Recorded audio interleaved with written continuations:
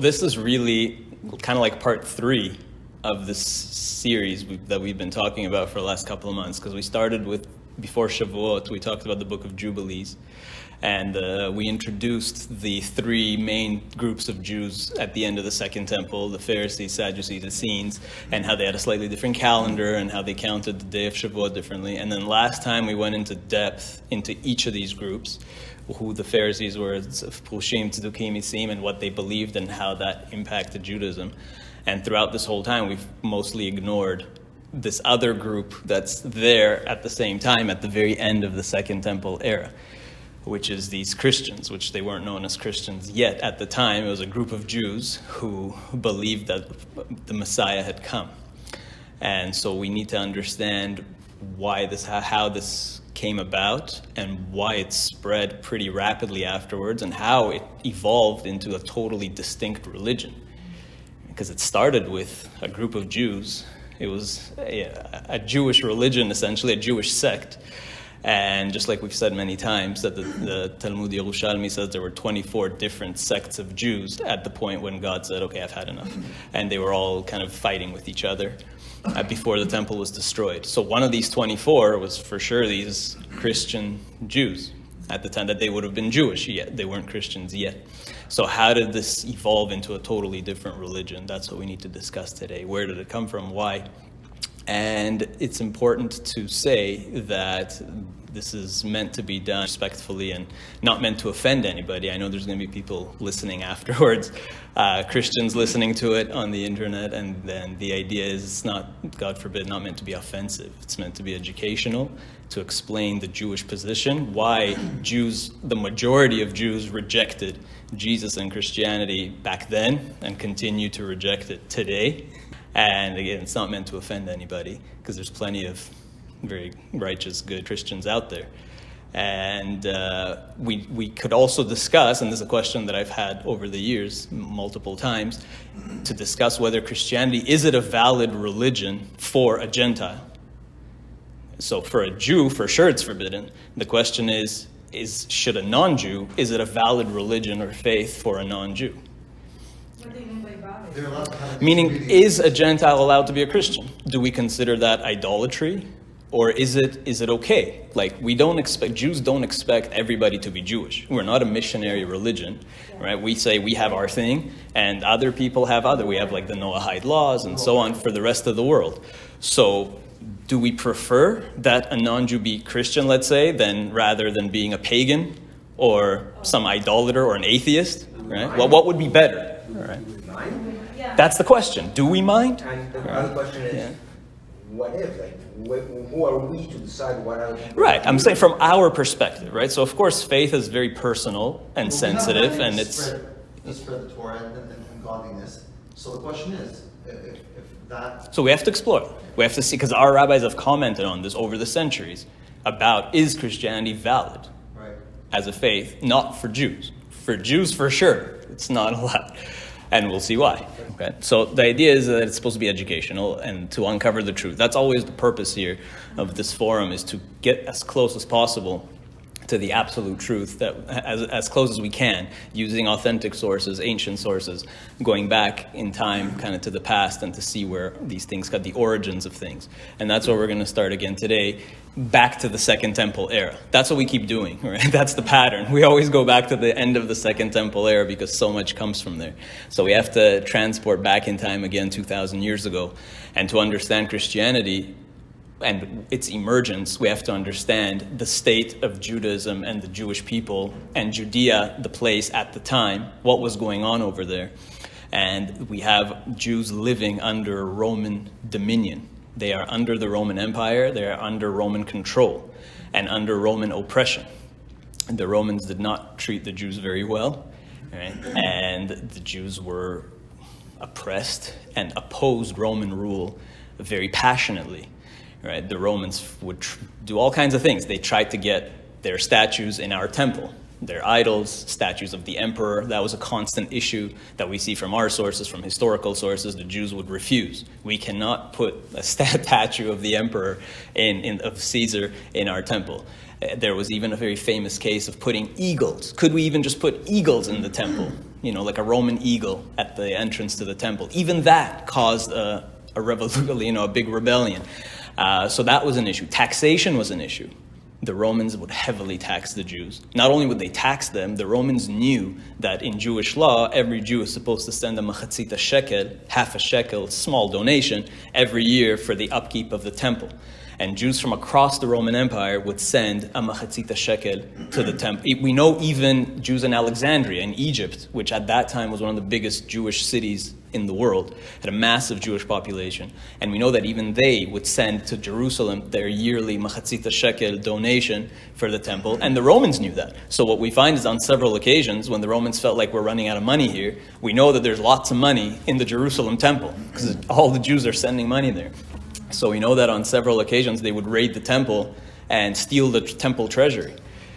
So there's all kinds of things like that they did. Torturing people, rape, and God forbid, all kinds of things. So the Jews were very upset at the Roman Empire and did not want Roman oppression, and were waiting for salvation from somewhere, somebody to come and defeat the Romans for good.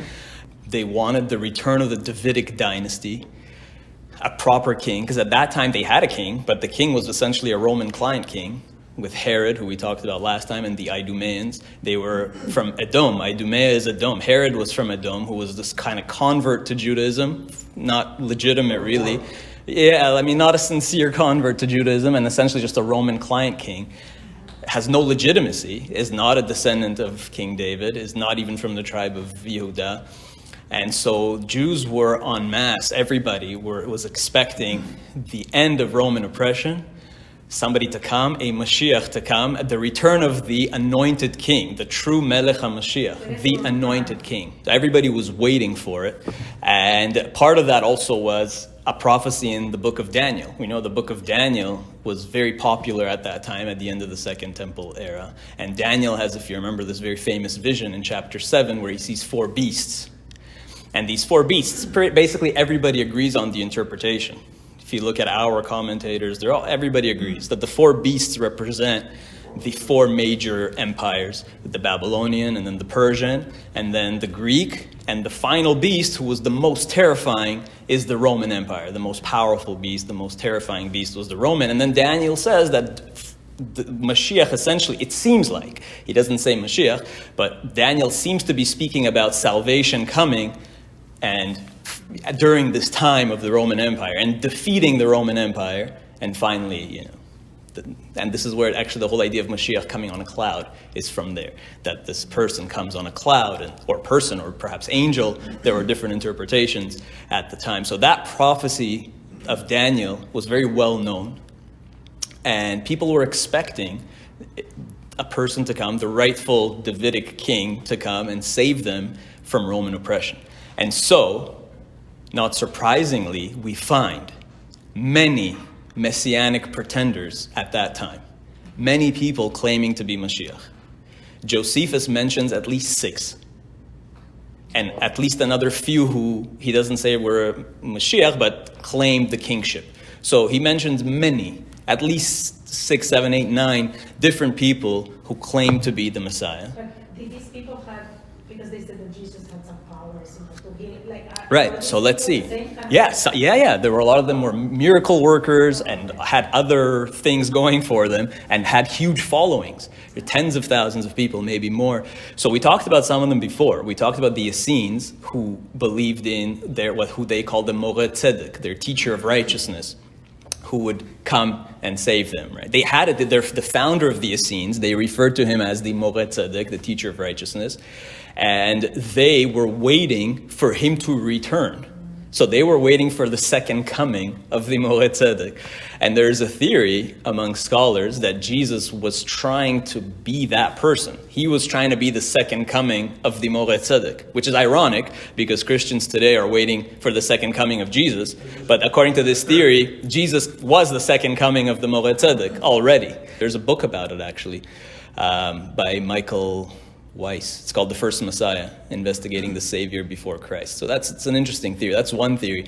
So the Moreh Tzedek was one potential Messiah or claimant to the Messiah role back then. Another one who we mentioned last time was Yehuda HaGlili, Judas the Galilean, who founded the Zealot movement. Remember the Kanaim, the Zealots, who were very passionately opposed to the Romans, and some of them were Sikarim that would assassinate Romans, would assassinate tax collectors even. We know actually that there was a minor holiday. We have one of the most ancient rabbinic sources is called Megillat Ta'anit, and Megillat Ta'anit lists all the minor holidays that were instituted in the end of the Second Temple era. And one of them was a holiday celebrating when they were able to expel the tax collectors.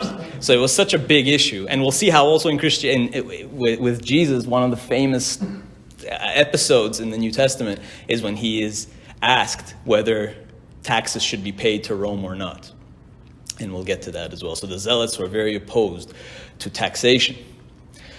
And they had, Yehuda was their messianic leader. They thought that he was Mashiach. And they were also waiting for something of a second coming. And then they proclaimed later, at the end of the Second Temple era, they proclaimed, meaning before it was destroyed, not long before it was destroyed, I believe it was the son of Yehuda, who was named Menachem. They said he is the Mashiach. Menachem is Mashiach. He was the new leader of the Zealots. And he was the leader at Masada. We've all been to Masada, probably, in Israel. So he was actually at one point the leader of that fortress. And then he got actually assassinated in the temple, apparently. So you can imagine when our sages say the temple was destroyed because of Sinat Chinam, because Jews were just not getting along and just hating each other. I mean, Sinat Chinam is almost an understatement. Because Menachem, this leader of the Zealots, was literally executed seemingly while praying in the temple. Like, that's how bad it got. Like, the level of hatred and the level of hate. So here's another Messiah that gets killed, right, by Jews, by other Jews. So there's a pattern here of various messianic leaders gathering huge followers and getting killed, getting martyred. It was a very bad time. We know everybody agrees that the last few decades of the Second Temple era were totally corrupt and out of control. And that's why God destroyed the temple. Our own Talmud says it. And our own Talmud says that in the last few decades, you know how in the temple on Yom Kippur, they used to do the two goats? There was the scapegoat to Azazel that they sent into the wilderness, and that's where the term scapegoat comes from. And then there was a goat that would be slaughtered, and they would tie a chut shani, a scarlet red string, and at the end of the procedure, miraculously, the red string would turn white. And that's how they knew that their sins were forgiven. And the Talmud says that in those last few decades, before the temple was destroyed, the string never turned white anymore. It just stayed red all the time. So we know it was a really high, terrible level of corruption and hatred that was going on at this time. And there were many other messianic pretenders or potential messiahs. And Josephus mentions a lot of them. Some of them gathered tens of thousands of followers and were executed by the Romans or by somebody else. So it was a common theme. Jesus was not the only one. But what's funny is Josephus mentions all these people, but does not mention Jesus. He mentions all these other potential messiahs or people claiming, and they were contemporary. Yeah. So Jesus would have been born. Josephus was born in the year 37. Died in the year 100. So he lived after, right? Jesus, we don't know the exact year where he was crucified, maybe sometime in the 30s. That's interesting that you would mention. Yeah, and Josephus does not mention Jesus at all. And he mentions all these other minor figures, that nobody has any religions around those other people, and Jesus is completely absent from Josephus. There is one passage in Josephus where he supposedly claims that Jesus is the Messiah and this and that, but everybody agrees that that's not an authentic Josephus passage. Some later Christian scribe put that in there to make Josephus seem like a Christian. And we know that it's a fake passage. It's a fake insertion because our most ancient copies of Josephus don't have it. Arabic copies of Josephus don't have it. And even the early church fathers themselves admit that Josephus was not a Christian. So, for example, Origen, one of the early church fathers, clearly says Josephus was not Christian. He never mentions Jesus. So whoever put that in there lived later on, was a later Christian copy. So you'll still see today some people use Josephus supposedly as a proof for Jesus, but that's for sure a fake. Yeah, exactly. So it's interesting that Josephus never mentions Jesus at all. And he is a contemporary source. And not only Josephus, but nobody. There is no actual historical eyewitness account of Jesus. Nothing. And Christians will claim that there is, but there is not a single actual historical. The closest that we get, it seems, is maybe like 2 degrees of separation. So like something like in the New Testament was not written, wasn't started to be recorded until at least a couple of decades, at least, after Jesus would have been crucified. And the people that wrote it, like the Gospels, were not written by his actual disciples. They were written by other people who never even met him, including Paul. Paul, who's often considered the founder of Christianity, never met Jesus. Right? So none of these people actually met Jesus. So the closest we get is perhaps 2 degrees of separation. Like Paul might have knew somebody who knew Jesus, or and so on. Right? So all these accounts are not eyewitness accounts. We're talking about Paul, what year are you talking about? Like 50s and 60s. Paul did not live to see the destruction of the temple. But he also didn't know Jesus. Right? So the famous story of Paul is on the way to Damascus, that he was a Jew named Saul, Shaul, who had learned, who he often in the New Testament speaks of himself as a Pharisee, as a religious Jew who studied with the rabbis. And on the way to Damascus, he saw like a vision of Jesus and then became a Christian. And he would get into conflicts with the disciples of Jesus because for them, Jesus only really came for the Jews. He was the Jewish Messiah. And at that time, this was a Jewish religion, essentially. It wasn't even a different religion. It was Judaism, just believing that Mashiach had come. And Paul came and essentially would argue with them and say, you guys are thinking too small. Right? Paul is the one that really started to go out to the Gentiles and spread the message to the Gentiles. And Paul's the one that started to repeal the need to keep the law. So he says, okay, well, you don't need to circumcise anymore. You don't have to keep kosher anymore. Just believe in Jesus, right? That's going to be your path to salvation. But Paul himself believed that Jews need to stay religious. Jews still have to follow the law. But for the Gentiles, there's salvation for them too. But without the law. They can go directly, they take a shortcut through Jesus. That was Paul's innovation.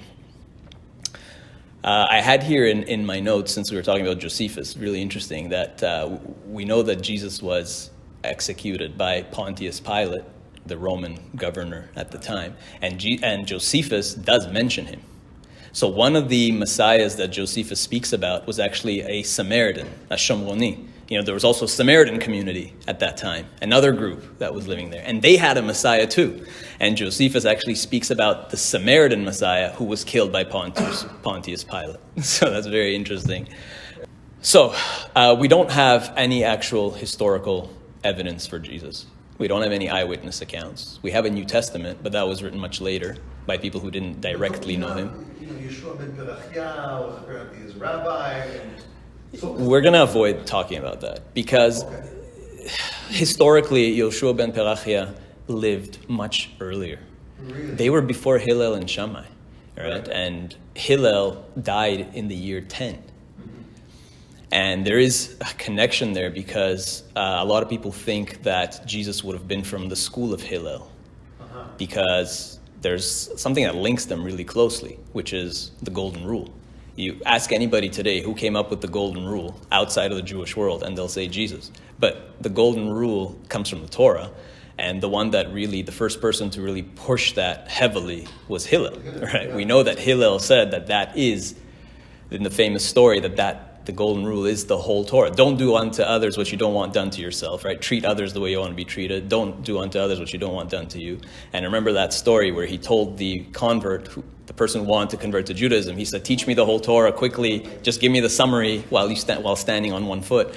And he told him, don't do unto others what you don't want done to you. What's hateful to you, don't do unto others. And he said, and the rest is commentary. Go learn, right? Zil Gemor. Now go learn, all right? So the idea of that is, meaning ultimately the purpose is to become a good, graceful person that everybody loves and God loves. Just like it says in Pirkei Avot, that a person who everybody loves, God also loves. Right? Kol sheruach abriot nochai meno, ruach hamakom nochai meno. So if all the people surround, everybody around you is happy with you, not just everybody, but like really everything that God created, abriot is a general, like everybody, if everybody around you, if all living things around you are happy with you, God is also happy with you. So that's, of course, but then there's all this other Torah law. How do you get to that level? It's easier said than done, right? Love everybody, love your fellow, don't be hateful, whatever. How do you get to that? That's easier said than done. Most people are unable to reach that level or anywhere near that level. Unfortunately, people are greedy and selfish and so on and so forth, and hurt others all the time. So to get to that level requires a huge amount of refinement, and that's why you need all these mitzvot. And as the Midrash famously states, God gave us the mitzvot. Why? To refine us. The purpose of the mitzvot is to work on ourselves and to become those good people. And that's what Hillel was really saying. You want to know the whole Torah? The whole Torah is this, right? But how do you get to that? Go, and that's why you need the whole Torah. Go and learn it. Right? So Hillel was really the one that he was famous for that teaching. And then Jesus comes and does. So today people associate it with Jesus, but it's really from Hillel. Right? And Yoshua ben Perachia came way before. So that's I'm not even going to get to that. So what do we know about Jesus? Let's try to piece this together. Because, again, we don't have any real eyewitness accounts. We don't have any of his. So we have the New Testament, but we also have to figure out what's legit, what's an actual early source. The people who composed the New Testament would have used other sources, would have heard other things by oral tradition, and we have to figure out what is legit and what was added later by other people who tried to redefine Jesus as somebody else, who mythologized him into this completely other figure. So we've seen how he has some of these Essene beliefs, but that's okay, because last time we talked about how Judaism really is a product of Pharisee and Essene beliefs and practices, and Jesus would have been a Pharisee. I mean, we know that. His family was a family of Prushim. Almost all his disciples, except for maybe one, which we'll get to, were Prushim, and he... I thought he antagonized them. He did. Exactly. So, for example, I'll give you like a few places where he says, in Matthew 23, he says, "The scribes and the Pharisees," I'm quoting, "sit on Moses' seat. Therefore, do whatever they teach you and follow it, but do not do as they do, for they do not practice what they teach." Right? So a classic thing, they don't practice what they preach. Right? So what is Jesus telling them? He's telling them, do what the Sofrim and Prushim, what the rabbis and the Pharisees do, because they sit on the seat of Moses. He's essentially saying the first Mishnah in Avot, right? Moshe kibel Torah misinai, umasra leYehoshua. We know that Mishnah, right? Moshe is, the Torah tradition starts with Moshe, and he passed it down to Yoshua and the elders and the prophets, and then to the Anshe Knesset HaGdolah, to the first assembly of rabbis, and then down through to the rabbis. So Jesus is basically saying that the Pharisees today are the direct descendants of Moshe, and they are teaching the law of Moses. So do what they teach. Don't do as they do, because they are corrupt, right? But do as they teach. They are teaching the right thing. So he is clearly in line with Pharisee tradition and with oral tradition. And we know that he would have worn tefillin and tzitzit and all these things. He was firmly part of the oral tradition. I mean, there's a place where, another famous story where a woman grabs him by his tzitzit. All right, and the translations, it's often lost in translation, because if you look at an English translation, it says she grabbed him by the hem of his cloak. But actually the Greek word there is klospedim and klospedon, which in the Greek is the Greek translation for tzitzit. Right, so, and that's even in our sources. The word klospedim is tzitziot in the Greek translation. Like, I would never... Yeah, so he would have been walking around with tzitzit, right? And so she grabs him by his tzitzit. So, and in another place, he tells his disciples to be even more righteous than the Pharisees, right? And do even more that they do. And he criticizes the Pharisees for having big tefillin and long tzitzit, but like being, hypocrites, essentially, right? So he was fully in line with the oral tradition and all, which is a little bit ironic, because today you find many Christians that oppose the oral tradition and oppose the Talmud. But Jesus would have been a Talmudic Jew. He would have been a Mishnaic. I mean, Talmud is anachronistic to say, but a Mishnaic Jew and following all the laws. And he keeps telling his followers that he in Matthew again, he says, I didn't come to abrogate Torah law. On the contrary, I came to reinforce Torah law because people are straying away from Torah law. So I came to reinforce Torah law. And he was clearly in line with the oral tradition because he would often argue with the Sadducees, because the Sadducees, remember we said last time, didn't believe in an afterlife because the Torah never openly speaks about an afterlife, and they only went by the literal Torah. So since the Torah doesn't speak of an afterlife, they didn't believe in it. And so Jesus would argue with them and say, how can you not believe in an afterlife, right? And so clearly he was in line. Believing in an afterlife is a totally oral tradition. It would be a Mishnaic thing and not an actual scriptural thing. The whole concept of Mashiach. The Sadducees didn't necessarily have a concept of Mashiach. They had a concept of a king, but a savior, Mashiach? No. Why? Because the Torah also never speaks about it, right? The Torah never directly speaks of Mashiach. The word Mashiach appears in the Torah, but always in reference to HaKohen HaMashiach, the anointed high priest. That's not from the Torah. That's not from the Chumash. Tzemach is not in the Chumash, right? And again, that's subject to interpretation. The only real place in the Chumash, there are a couple of places that allude to Mashiach in the Chumash, like Drach Kochav Mi'Yaakov, that a star will come out, and that's, again, there's the story of Jesus with the star, Bethlehem, right, the nativity scene and the Magi, because of that in Parashat Balak, that there will be a star will emerge, a Drach Kochav Mi'Yaakov in Jacob. But that's also totally an interpretation. An oral interpretation. The whole star thing, the whole nativity thing. Ironically, again, this is so ironic. That's a totally Talmudic interpretation of the Torah, right? That there will be a star, because it's really a prophecy that Bilam makes this prophecy, right? And it's totally subject to interpretation. We say that the rabbis interpreted that to mean that there will be a star or whatever. Sorry, the rabbis interpreted that there was going to be a star when Messiah.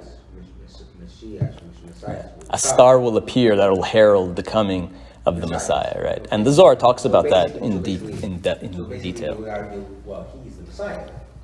Who, Jesus? Assuming the story is true. The problem is that, again, not only do we not have a historical support for this, the sources that we do have, the Gospels, contradict on his birth. They give different accounts of his birth, and they are in different years. We can't even get the date straight. Some people say he was born. It says, for example, in one source that this was the time of King Herod. King Herod died in the year 4 BC, in 4 BC. So that implies that Jesus was born before 4 BC. But then in another place, it says that it happened during a census. And we know from historical sources that census took place in the year 6 CE of the Common Era. So which was it? Was he born in the year 6 or in 4 BC or somewhere in between? Because the year is 2022, presumably, since he was born. So was he born in the year 1 or 4 or before 4 or 6? So again, we don't even know about the birth, how it happened, when it happened, where it really happened, and all of these sources come from much later and are essentially legends that were designed to fit with what Mashiach should be.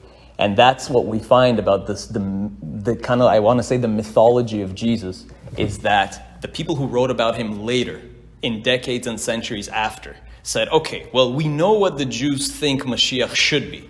So let's make all these stories to fit in with, and the details about his life are totally contradictory among the Gospels, including things like his genealogy, right? In one Gospel, his genealogy has this many, like 20 generations, and one's like 40 generations. They're not even close.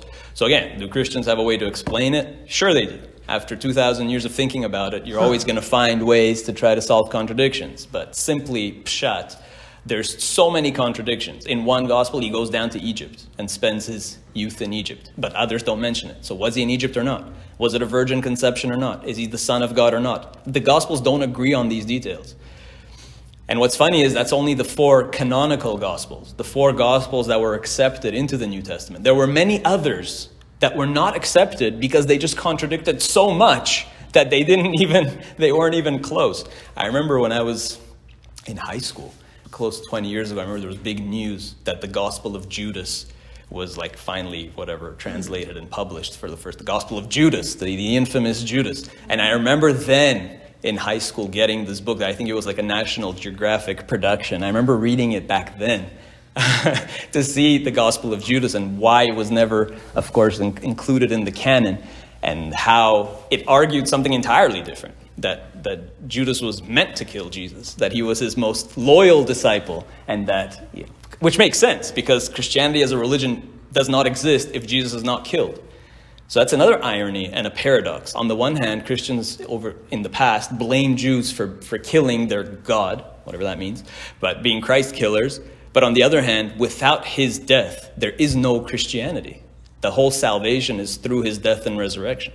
So technically, it's like Judas did him a favor, right?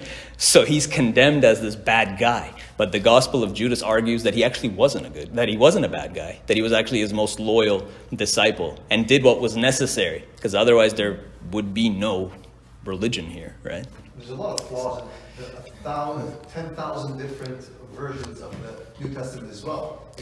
Also. 75 of the children of Yaakov went to... Yeah, those are, I'm not even going to get to that. Like, there's a lot of also contradictions to the Tanakh, which shows also the level of, I don't want to say ignorance, but the level of knowledge of the people who put it together, that they lack knowledge of basic details also of Tanakh. Because again, a lot of these were Gentiles. They weren't even Jews that were writing it. And so part of that mythology of making Jesus somebody else is making him more of a Gentile and making him kind of like, even though he himself was super Jewish, to make him more of a Gentile and to make him more of a Roman. You have to remember, Christianity becomes this Roman religion, becomes one with the Roman Empire. So Jesus is transformed into this pacifist who, going back to the tax issue, nobody 2,000 years ago in the Second Temple era would have supported Roman taxation of Jews. And yet when Jesus is asked, do we pay tax or not? You remember the famous thing that he says, right? He lifts a coin and says, whose face is on the coin? And it's Caesar's face on the coin. So he says, render unto Caesar what is Caesar's and unto God what is God, right? He basically says, pay your taxes, which is a nice, convenient thing for the Roman Empire. You want to be a good Christian, pay your taxes to the Roman Empire. But Jesus would have never said something like, the real historical Jesus would have never said something like that. He would have no followers. Like, it would have been such an unpopular thing to say, unheard of thing to say. Remember, they instituted a holiday to celebrate as a nation that the expulsion of the tax collectors. Can you imagine Jesus saying like that? That's for sure a later insertion to make Jesus this like upstanding Roman citizen, tax-paying, pacifist citizen. And so this is where I want to get to a fascinating book, which I really like, and it's written by, I've mentioned it before, by S.G.F. Brandon, who is himself a Christian pastor, and he wrote this book called Jesus and the Zealots, arguing that Jesus was a zealot. Like he really goes in depth, and it's a really powerful book where he tries to go into the New Testament and take apart all the later insertions by other people and find what was the original idea about Jesus. And he points out some of the earliest things, some of the earliest stories, the original authentic stories, and argues that Jesus was a zealot. He was one of the Kanaim.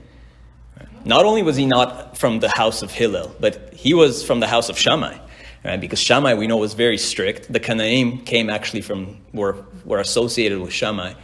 And he was an absolute zealot. And Brandon makes a really strong case. He says, for instance, why is it that Jesus condemns every group? He condemns the Pharisees, the Sadducees, but he never says anything bad about the Zealots. What about the Essenes?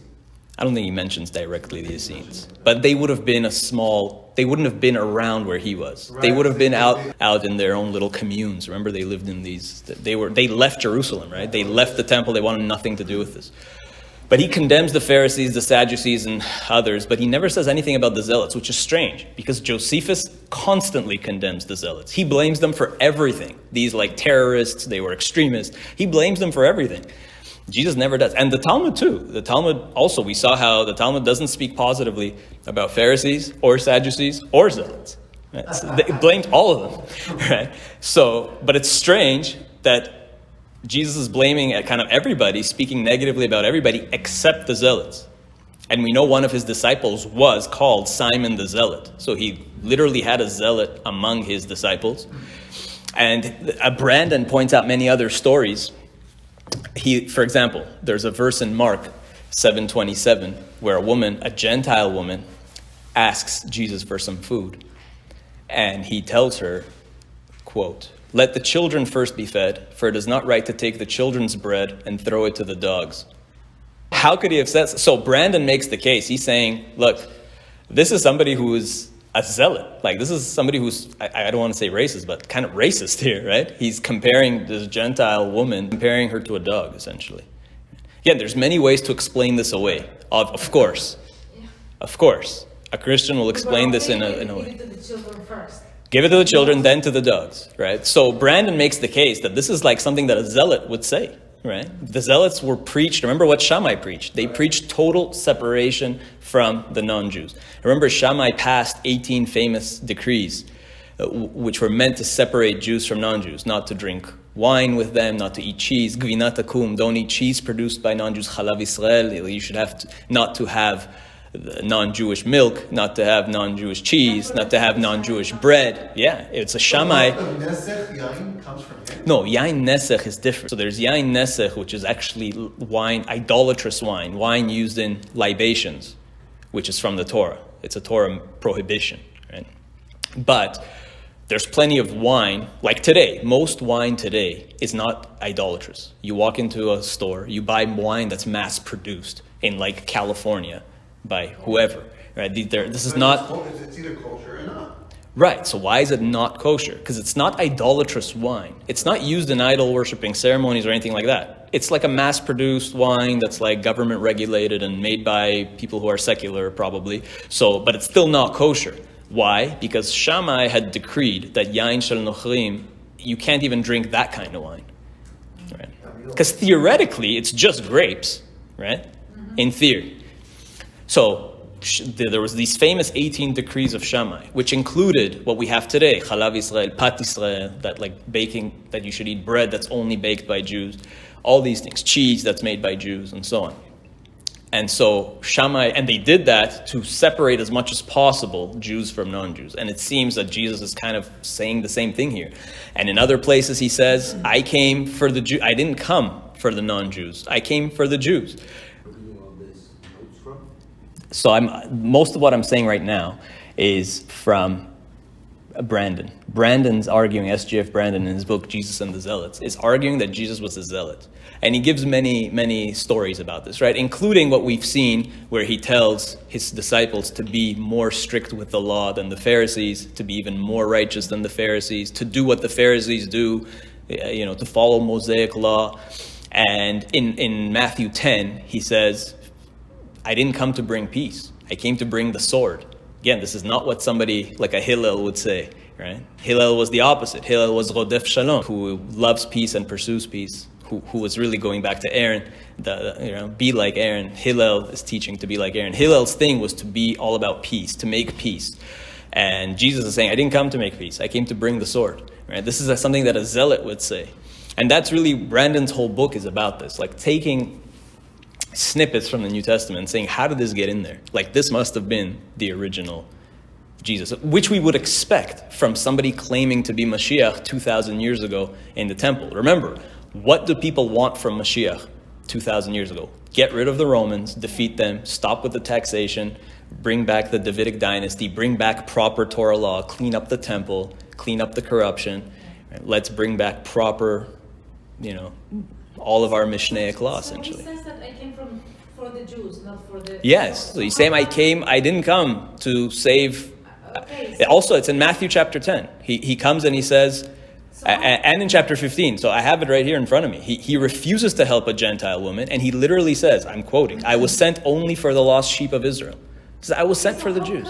From him, they develop like... Exactly. So how did we get from a person who's claiming to be just the Mashiach for the Jewish people, who's this religious guy, who doesn't seem to care much about the Gentile? We have here, I've given you a few now instances of Jesus really saying that he doesn't care about the non-Jewish world.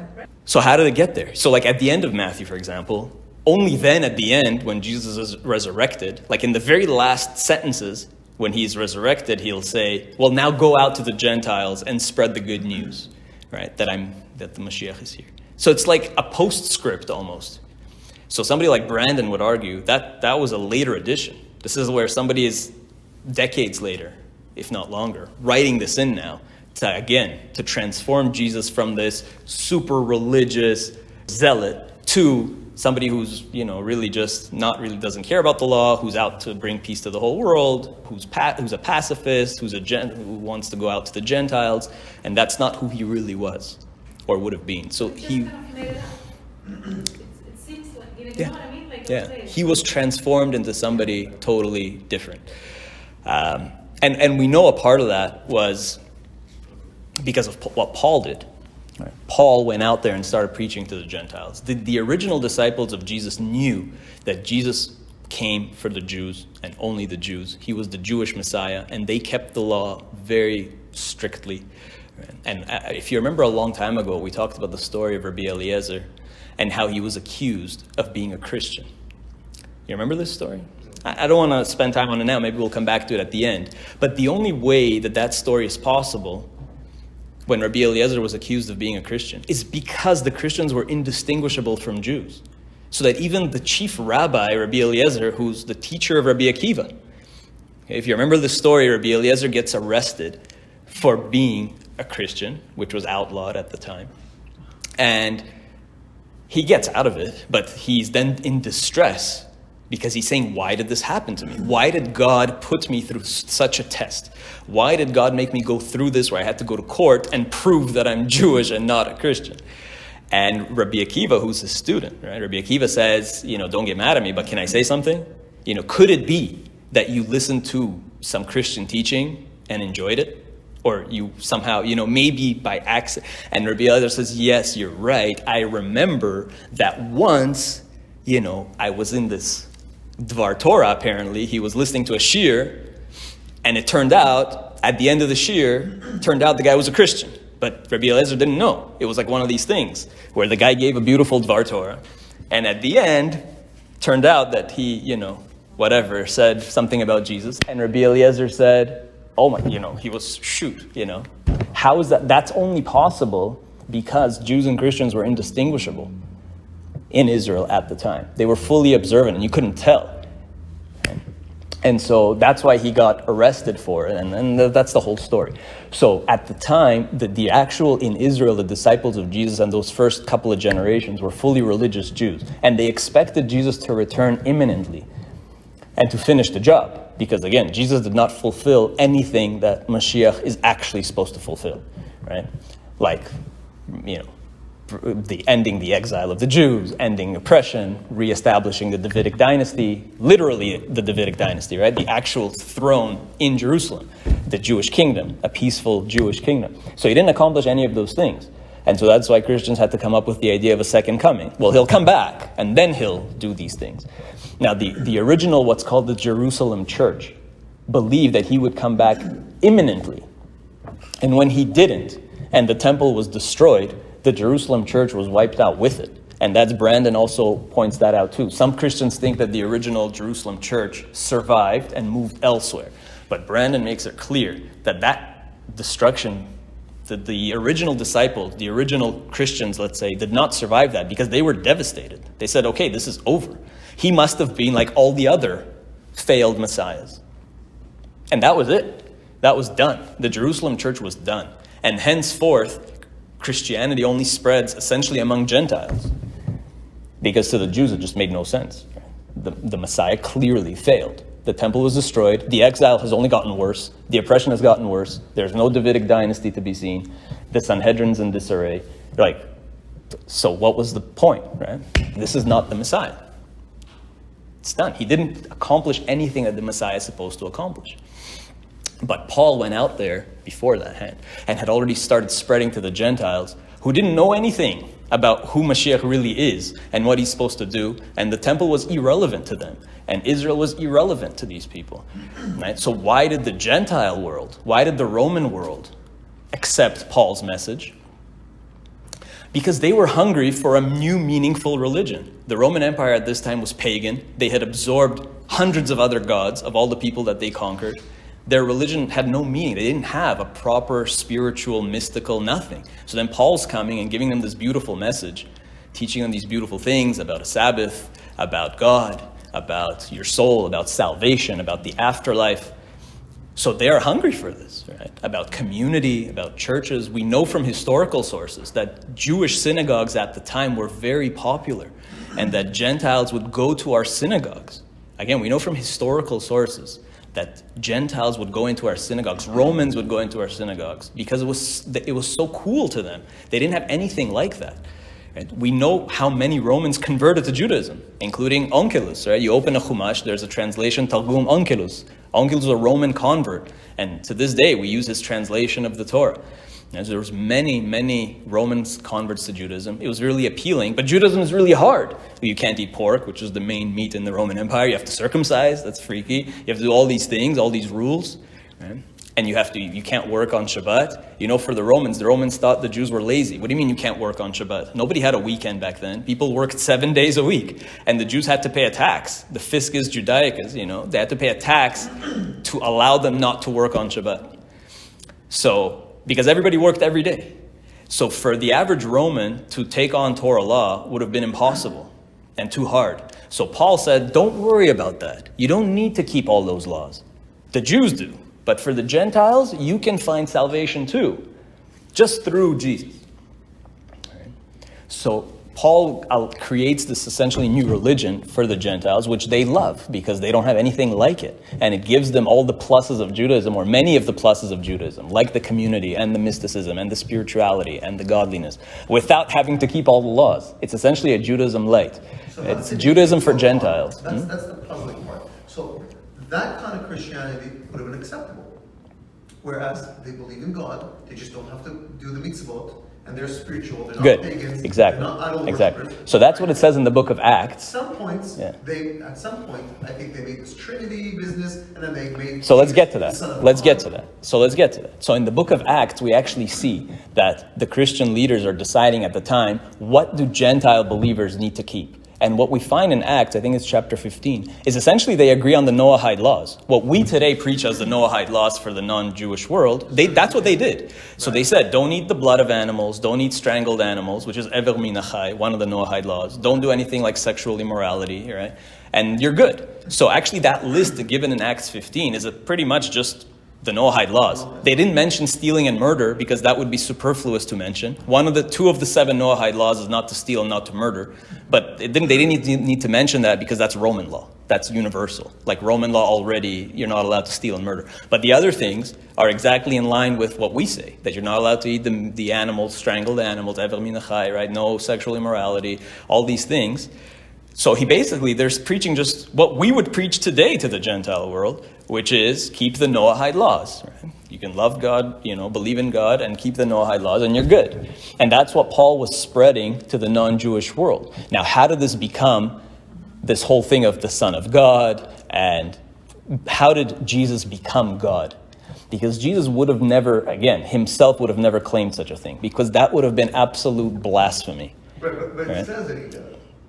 But remember, the New Testament was not written by people who knew him. This is later writers, Roman Gentiles, who are used to believing in many gods, for whom a demigod is natural, who are used to believing in Hercules. Hercules, his father is Zeus, is God, and his mother is a human woman. Is that not the same thing as Jesus? Jesus is a classic Roman demigod. Classic. So for the Jews could never accept such a thing. That's complete blasphemy. But for a Gentile who's used to growing up hearing about stories of demigods, of Achilles and Hercules and so on, of all these gods interacting with people and we know all the stories. So for them, it's natural. Yeah, Jesus is a demigod, great. And for Paul, that only helps in the message. Because think about it, if you're a Gentile in Rome that's probably never even heard of Jews, what do you care about some Jewish guy 1,000 miles away who did some cool things and did some miracles? It's irrelevant. But if you say, no, but this is the Son of God, right? Now it's cool. Now he's like Hercules. Now that's a real Greek hero. Right? Now that message will be accepted. This is a God-like figure. Jesus had to become a God-like figure so that the Gentiles would accept him. Because otherwise he's just a Jewish guy in Judea. And that's completely irrelevant for a Gentile to believe in. And think about the whole idea of being a son of God. If you tell a Jew that Jesus was the Son of God. What does that actually mean? It means nothing. Why? Because we are all sons of God. The Torah says over and over again that the Jewish people are sons of God. Banim atem. Literally, it says, Banim atem le'Hashem Elohechem. You are all my sons, my children. You are all sons of God. It says that over and over again in many places throughout the Tanakh. So for a Jew, son of God, yeah, we're all sons of God. But for a Gentile, oh, he's the son of God. That's something that's unique, that's special. So for a Jew, that is meaningless, that statement to be the son of God. Because we constantly say that we are the sons of God. But for a Gentile, that's a chidush, that's something new, that's something interesting, that makes him unique. And so you can see why Paul's message gets accepted in the non-Jewish world very rapidly. But the Jews, for the most part, reject him. And when you read the book of Acts, you feel the frustration of Paul, because he is constantly saying, and I reread it recently, so I know I have it fresh on my head. You see the book of Acts, you just feel Paul's frustration with not being able to convince the Jews. And he just gets fed up, and eventually he just says, you know what, I'm done with the Jews, because they don't listen to me, I'm just going to go only to the Gentiles. And all the letters that he writes, that we have, the epistles in the New Testament, every single one is written to Gentiles. He did not write a single letter in the New Testament to a Jewish community. And you see his friends, the Jews would not accept his message. Right? So people, like a Christian reading Acts would say, look at these stubborn Jews. You know, Paul is giving them the good news and they refuse to accept it. But really what was happening is they refused for a reason. If he had a good message that made sense, of course they would have accepted it. If it was legit, why wouldn't they accept it? And the fact that they didn't accept it means that it was a nonsensical message. Right? But for the Gentiles, it made sense for the reasons that we saw. And so that's how it became this Roman religion, right? Of essentially of a demigod. And for the Jews, that would have been completely just absolute blasphemy. And I want to quote from the Ramban Nachmanides, because I think he just says it so eloquently. In the 13th century, the Ramban lived in Spain, and he was asked, as happened several times in history, to debate these Christians, these Dominican friar monks. He was asked to debate these priests publicly, essentially, before King James, to see what's the real Judaism versus Christianity. That was the debate. Right. So of course, rabbis have always refused such debates, because for us, it's a lose-lose situation. You cannot win. You are debating Christians in front of a Christian king and a Christian audience. You are designed to lose. Because if you do win, then you've just blasphemed Christianity and made a mockery of the priest. And what do you think your end is going to be? Rabbis always avoided such disputations, but they didn't have a choice. Here, the Ramban didn't have a choice, and he had to do it. And the king said, no matter what, just go all out, do what you have to do. I promise you that nothing will happen to you or the Jewish community. So the King James gave him his word. What's that? Yeah, so the king gave him his word and said, don't worry, nothing will happen to you. Feel free to just go all out. And I want to hear the truth. And this is what later happened is he did win. And the Christians, of course, got upset and started spreading rumors that, no, we won and whatever. And so the Ramban had to publish the record, the transcript of what really went on, because he wanted to show how, no, you guys didn't win. Right? Here's the transcript of what really happened. And when he published that, then they got really angry and they got the Pope involved. And even the king has to answer to the Pope. Right? So, and then the king couldn't protect the Ramban anymore. And he said, listen, I'll let you get out of this. He went into exile, and the king was nice enough to give him some gold. And that's when the Ramban actually went to Israel and built a little synagogue, which is the oldest active synagogue in Israel today. In Jerusalem, you can still go there and pray there. When I was in yeshiva, the Ramban synagogue, it's right next to the Chuvah. It's right next to the famous white dome, Tiferet Israel, beautiful. Everybody needs to go there. It's right next to it, and it's a small little thing. It's amazing. You feel like when you pray there, you feel like you're being transported 1,000 years ago. And when I was in yeshiva, it was very close to where my dorm was. So it was like literally like a 2-minute walk, 3-minute walk. And so in the morning, I would always either pray whatever was available, or in the afternoon, whenever, I'd always be walking there, either at the Chuvah, which is this beautiful big synagogue with a white dome, or the little Ramban synagogue. So it's amazing. Because the Ramban was exiled out of Spain, I would pray there 800 years later. It's an amazing thing to feel that connection. Yeah, Ramban. Yeah. And so I want to quote from the Ramban from his disputation, because he just says it, like, I think he says it very eloquently. And he addresses the king and he says, look, you, I'm quoting, he says, you, our Lord King, are a Christian, the son of a Christian.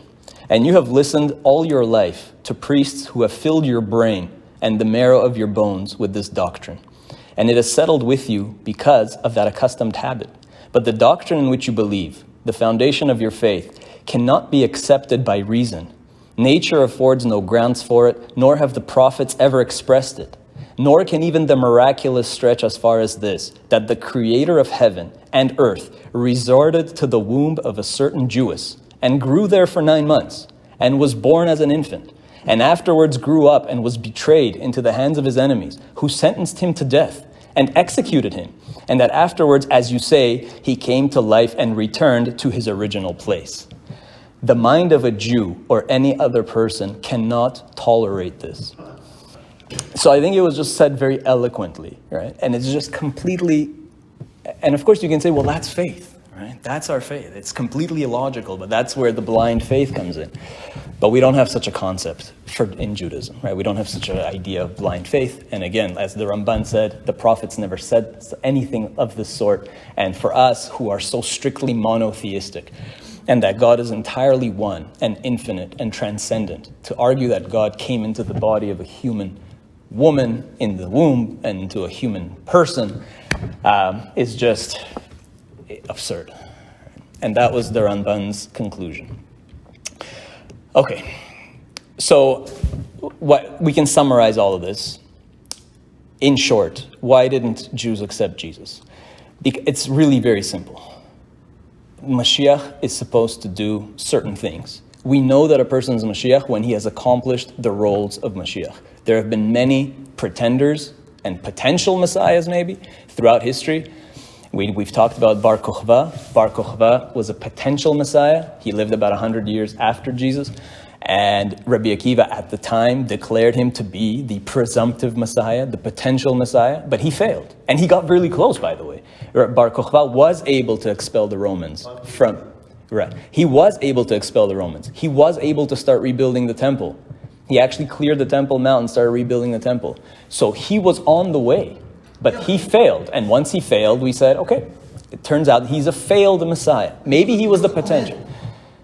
Bar Kokhba? Wasn't he? No, what? He wasn't Cohen? Not that I know of. No.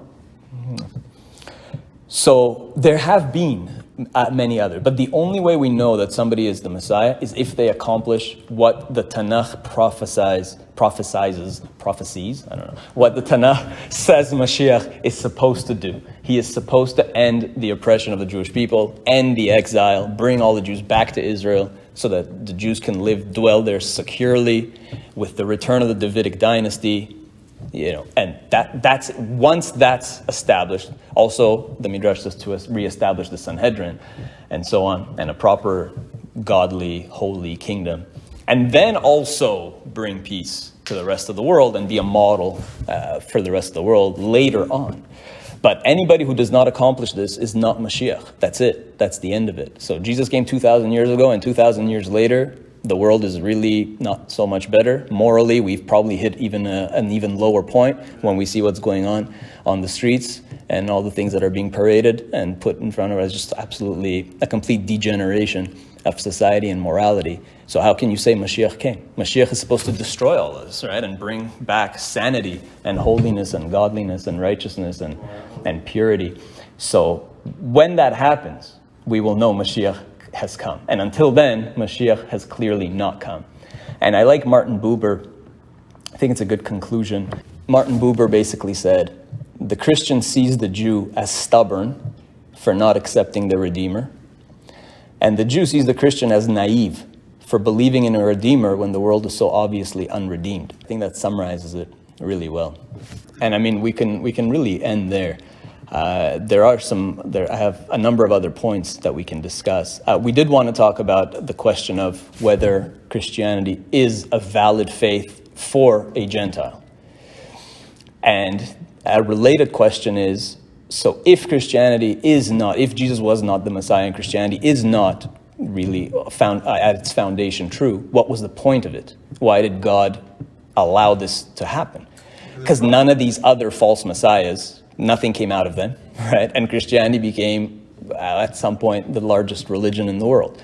So why did that happen? While it's on my mind, it's also important to mention that Christianity became so dominant because it became Rome.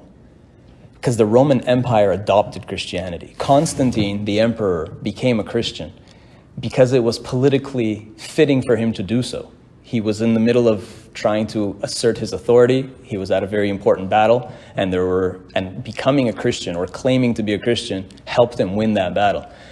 And that's what led him to become the emperor. Was he an actual devout Christian? Absolutely not. But for political reasons, it made sense. And henceforth, Rome stopped persecuting Christians, and slowly, the Roman Empire became Christian, and the Roman Empire and Christianity became one. I mean, to this day, it's the Roman Catholic Church. So, I mean, you can't really separate the Roman Empire from Christianity.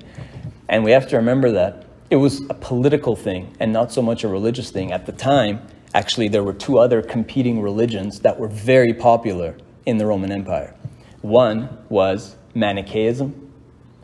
There was a certain prophet named Mani, and Manichaeism was a very popular religion in Rome as well. At one point, a competitor, a rival to Christianity, and another one that was even more popular was Mithraism. That was very popular among the Roman army and aristocracy, where they believed in Mithras, which is based on really older Persian beliefs. Very popular, and at one point would have been probably the most popular in Rome. So there were other rival religions to Christianity, and Christianity really only took off for political reasons. And then it becomes synonymous with Rome. And for us, that becomes synonymous with Edom, right? We refer to Rome as Edom, and we refer to Christianity as Edom for that reason. It's still a paganistic religion as far as... So let's see. So with regards to what you said, the Rambam, so not the Ramban, the Rambam, who came before, Maimonides, he wrote in the Mishnah Torah, so I'm quoting, "Can there be a greater stumbling block than Christianity? All the prophets spoke of Mashiach as the Redeemer of Israel and their Savior, who would gather their dispersed and strengthen their observance of the mitzvot. In contrast, Christianity caused the Jews to be slain by the sword, their remnants to be scattered and humbled, the Torah to be altered, and the majority of the world to err and serve a God other than the Lord. Nevertheless, the intent of the Creator of the world is not within the power of man to comprehend, for his ways are not our ways, nor are his thoughts our thoughts. Ultimately, all the deeds of Jesus of Nazareth and the Ishmaelite who arose after him," meaning Muhammad. So he's basically saying, what is the purpose of Christianity and Islam? Was to serve to prepare the way for Mashiach's coming and the improvement of the entire world, motivating the nations to serve God together. As Tzefaniah chapter 3, verse 9 states, "I will transform the peoples to a purer language, that they all will call upon the name of God and serve him with one purpose." So Tzefaniah makes a prediction that at the end of days, God will that the people will be close to the truth, and God will tweak it and then bring them to the actual truth so that they will all call in the name of God properly and serve him properly. So how will this come about? The Rambam says, "The entire world has already become filled with the mention of Mashiach, Torah, and mitzvot. These matters have been spread to the furthest most islands, to many stubborn-hearted nations. They discuss these matters and the mitzvot of the Torah, saying, these mitzvot were true, but were already negated in the present age and are not applicable for all time. Others say, implied in the mitzvot are hidden concepts that cannot be understood simply. The Mashiach has already come and revealed those hidden truths. When the true Messianic King will arise and prove successful, his position becoming exalted and uplifted, they will all return and realize that their ancestors endowed them with a false heritage, and their prophets and ancestors caused them to err." So he's saying that really this was just the preparation. Now the whole world, thanks to Christians and Muslims, they spread Torah ideas throughout the whole world. Everybody now is familiar with the Ten Commandments, with God, monotheism, with the concept of a Mashiach.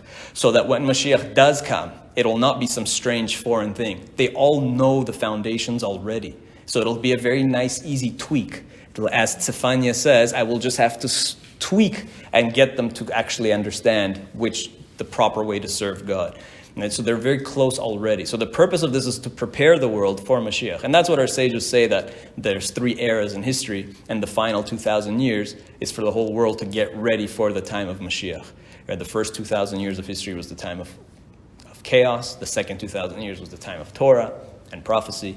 And the final 2,000 years is getting the world ready for Mashiach. So that's really their purpose. And so is Christianity then valid for non-Jews? So it depends. It depends what form of Christianity, because if if the issue is something called shituf, right? Shituf is essentially, can a non-Jew have an intermediary between God and himself, right? Yes. Can a non-Jew have an intermediary? A Jew is forbidden. Jew is has a straight connection to God. That's what Israel means. Exactly. Israel, if you read it, the letters Yud, Shin, Resh, Aleph, Lamed literally spell Yashar El. Israel is straight to God. Yashar El.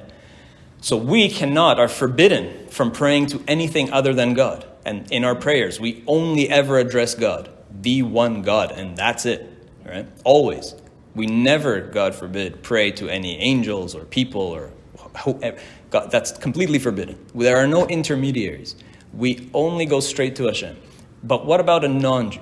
Are they allowed to have an intermediary between them and God? So generally, the consensus is yes.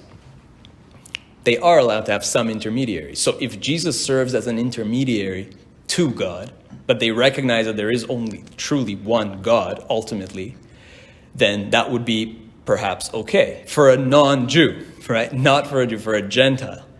Some would say no, that really, ultimately, everybody needs to be monotheistic, and there shouldn't be, and nobody should have an intermediary. Listen, there are plenty of Christians today that will accept Jesus as some kind of Messiah, but not as a God. Exactly. All right? Or, and they'll pray only to God the Father, right? And they'll see, and Muslims are like that too, because Muslims accept Jesus as Al-Masih, as the Messiah, but not as a God in any way, as just a prophet, essentially.